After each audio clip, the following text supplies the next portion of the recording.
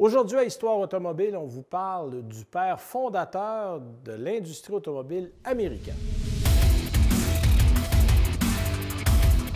Notre histoire d'aujourd'hui commence à Geneva, non pas Genève en Suisse, Geneva dans l'Ohio aux États-Unis. On parle de Remsen Eli Olds. Vous aurez compris que c'est Oldsmobile, en fait, qui a été la première compagnie automobile à commencer à fabriquer des véhicules aux États-Unis. Il est né en Ohio, mais très jeune, la famille a déménagé à Lansing, au Michigan, parce que son père répare et fabrique des moteurs à vapeur. Donc, évidemment, tout ce qui est moteur dans ce temps-là, le pôle d'attraction, c'est Détroit et sa grande région. Donc, il a étudié là, Remsen Eli, à Lansing, au Michigan, pour être précis. Et il va devenir, à la suite de ses études, partenaire dans le petit magasin que son père a, où on développe et on fabrique des moteurs à essence. En fait, c'est dans une visite à l'Exposition universelle de Chicago en 1893 que Remsen Eli passe de la vapeur à l'essence, c'est-à-dire qu'il voit les progrès qu'il y a au niveau des moteurs, des carrioles. On a récemment inventé l'automobile, on est en 1893, donc quelques années après, et lui va décider de dire, OK, l'avenir est dans l'automobile, on s'en va là-dedans. Il va commencer à fabriquer des voitures. Il va s'associer avec une compagnie de carrioles, le Clark Carriage, et il va commencer dès 1896 à vendre des autos. Et il a tellement de succès qu'il va fonder en 1897, le 21 août, la compagnie Olds Motor Vehicle Company. Ça ne s'appelle pas Oldsmobile encore. Il s'est associé à Samuel Smith, en fait, qui est un financier. C'est lui qui va fournir l'argent pour, entre autres, construire une usine de 5 acres. Oui, vous avez bien compris, en 1900, début des années 1900, 5 acres, c'est gigantesque. Et là, on décide de fabriquer un modèle. Ironiquement, il y a plusieurs prototypes qu'on avait mis sur pied avec l'équipe de Remsen Eli Olds. Et il y a un feu qui a complètement détruit la première usine qu'on avait fabriqué. Et il y a un modèle qui a survécu, qu'on a appelé le Curve Dash. Et évidemment, parce que tout avait brûlé, on n'avait pas pour le moment les moyens de fabriquer le véhicule. Donc, c'est les frères Dodge et Henry Martin Leyland qui a fondé plus tard Cadillac et Lincoln, qui vont être les fournisseurs de Remsen Eli Olds le temps qu'on construise la nouvelle usine et qu'on mette tout ça en marche. En fait, Oldsmobile connaît beaucoup de succès avec son modèle. On fabrique, à partir des années 1904, 20 modèles par jour à une époque où on a peine à fabriquer, pour bien des constructeurs, 20 voitures par mois.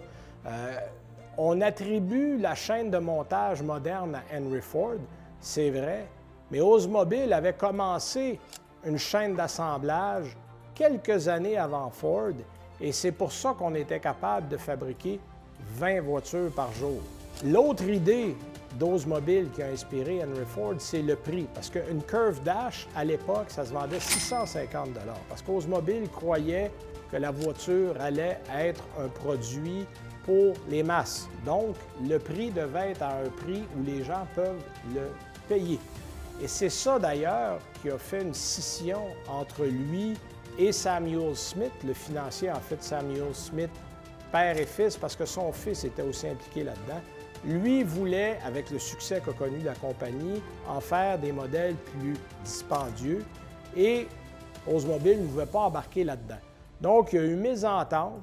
Oldsmobile est parti de son côté, en fait, il y a 40 ans à l'époque, puis il est allé fonder la REO Motor Car Company, REO pour Remsen Eli Olds, qui était en fait à quelques coins de rue de l'usine qu'il avait déjà.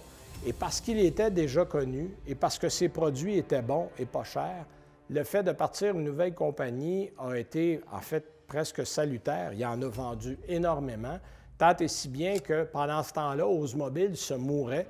Et c'est pour ça qu'en 1908, William Durand, l'homme qui a fondé GM, a racheté Oldsmobile pour l'incorporer à la nouvelle compagnie General Motors. Pendant ce temps-là, Remsen Eli Olds a continué de produire des voitures, il a produit des camions et un modèle très populaire que vous allez associer à un groupe de musique connu, REO Speedwagon. Vous vous souvenez probablement de ce groupe-là.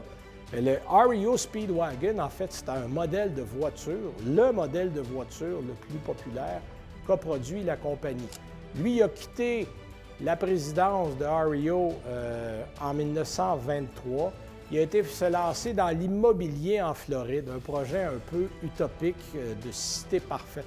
Ça n'a pas trop marché, mais la compagnie REO a arrêté la fabrication de véhicules en 1936. Oldsmobile a évidemment continué de produire des véhicules. La compagnie aura vécu un peu plus de 100 ans, en fait 107 ans jusqu'en 2004. On aura produit plus de 35 millions de véhicules, 425 différents modèles durant toute cette période. Et Oldsmobile a eu quelques innovations. Par exemple, en 1937, la première boîte de vitesse semi-automatique à 4 rapports a été inventée par Oldsmobile.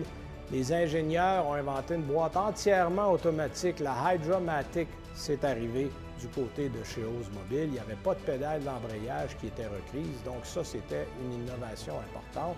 On a continué de vivre et finalement, au début des années 2000, on avait déjà commencé du côté de GM à penser d'éliminer la compagnie parce que là, il y avait du chevauchement. À l'époque, on avait 8 divisions chez GM et il y avait un peu de mélange entre Buick, Oldsmobile. Oldsmobile était plus luxueux qu'un Chevrolet, mais moins luxueux qu'un Cadillac. Buick était un peu à la même place.